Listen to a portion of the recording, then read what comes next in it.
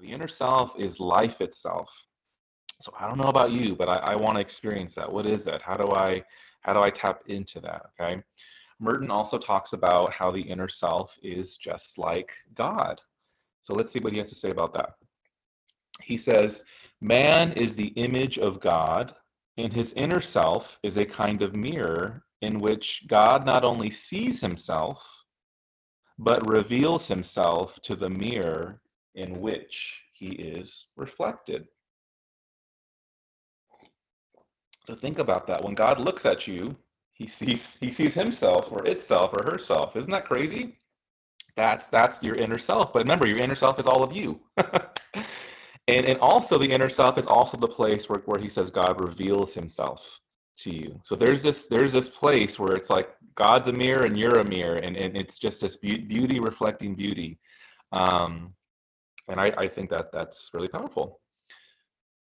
He also says, by a paradox beyond all human expression, God and the soul seem to have but one single, quote, I. They are, by divine grace, that's his insert, not mine. They are, by divine grace, as though one single person. They breathe and live and act as one. Wow. So according to Merton, and by the way, this is the Christian tradition. This, you don't see this in evangelical American Christianity, but the Orthodox Church, for example, are very big on this idea of theosis and deification of the human person. The Catholic Church as well, but I feel like the Orthodox more. So this is Christianity. This is the Christian message that human beings are indwelt in one with God. He says, talk about God, he is, quote, in us and is intimately united to our inmost, quote, I, so that he is more truly ourself than we are. I'm going to pause sometime so you can just kind of let this stuff soak in. It'll be more powerful that way.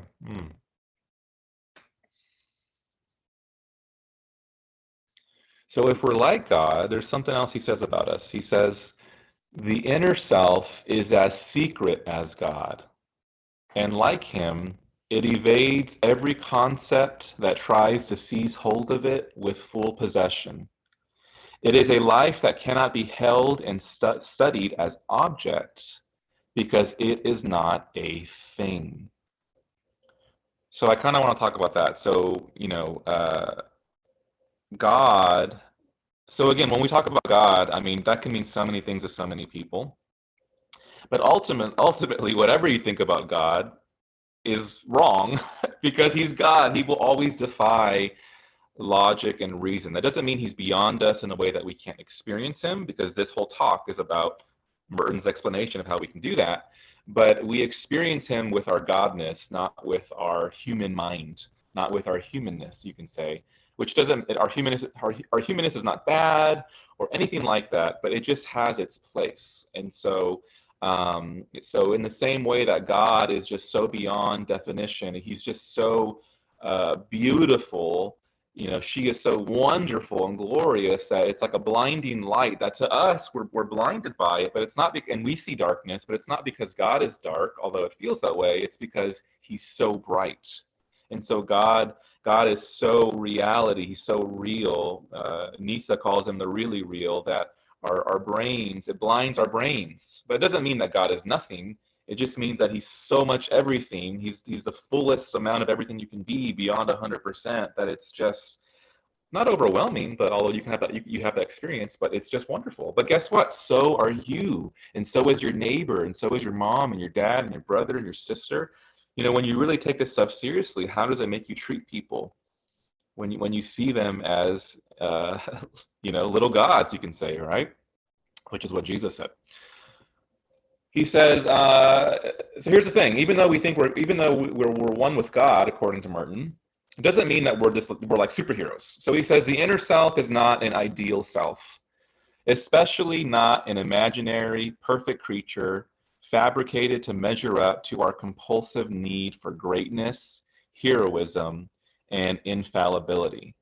So, the perfect example of this is Jesus, right? I mean, Jesus is this dude going around saying that he's God's son, that he is God, he's the image of God.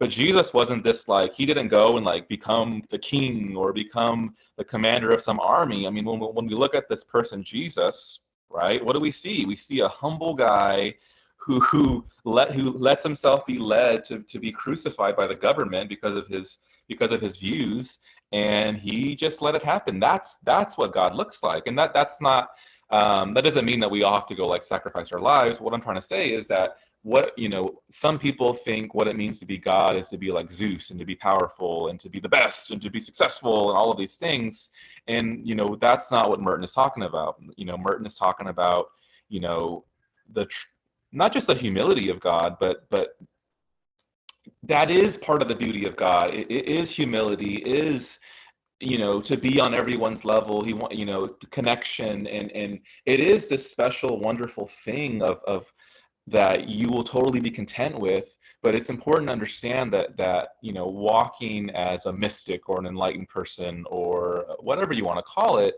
it's not some like special thing where you're going to float around with a halo and get everyone to worship you. It's not about that. But it is wonderful and fulfilling and complete, and we can all participate in that. Okay, so the next question is, so this is what the inner self is. So hopefully you're thinking like, okay, wow, like I want this. How do I get involved in this stuff? What do I do? Well, before we talk about the how, let's talk about what it looks like. What does living as the inner self look like? What are some of the benefits? Why should we care? Why should we take this seriously? Well, he says the inner self, it does not seek fulfillment. It is content to be, and in its being, it is fulfilled because its being is rooted in God.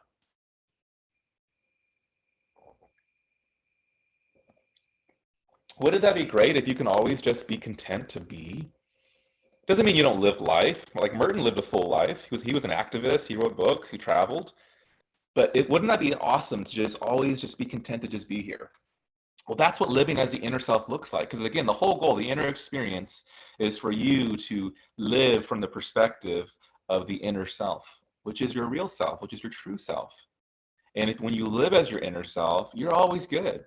Doesn't mean you don't have preferences, you don't enjoy things, or prefer to not do certain things. But hey, life is life, and we don't always get what we want, right? So wouldn't it be awesome to always be content? Well, this is what happens when you live as the inner self. He says the inner self has no projects and seeks to accomplish nothing, even contemplation. He seeks only to be and to move, for he is dynamic, according to the secret laws of being itself, with a capital B, and according to the promptings of a superior freedom, that is, of God, rather than to plan and to achieve according to his own desires. So again, let's get rid of some misconceptions. Does it mean that you don't do projects? If you got to clean your house, you should probably clean your house, right? That there are things that are necessary to do. And Thomas Merton was a monk, and in a monastery, they have a lot of responsibilities. They every monastery is different. Some of them make beer, which is kind of cool, but they all have chores and things to do. So again, we don't want to take what he's saying to one extreme. Okay, we do what needs to be done, but he's talking about the projects of what people say of the ego, or unnecessary projects. A lot of people, their project is to be rich or to be successful for the sake of people thinking they're the best for their ego, or they want everyone to like them and love them, or maybe their project is just to always be high and be distracted and entertained. These are the things that he's talking about. Remember, we're talking about being content to be. So what gets in the way of us doing that? It's all of these tasks that we make up for ourselves, that we lie to ourselves about, that we say are going to make us happy.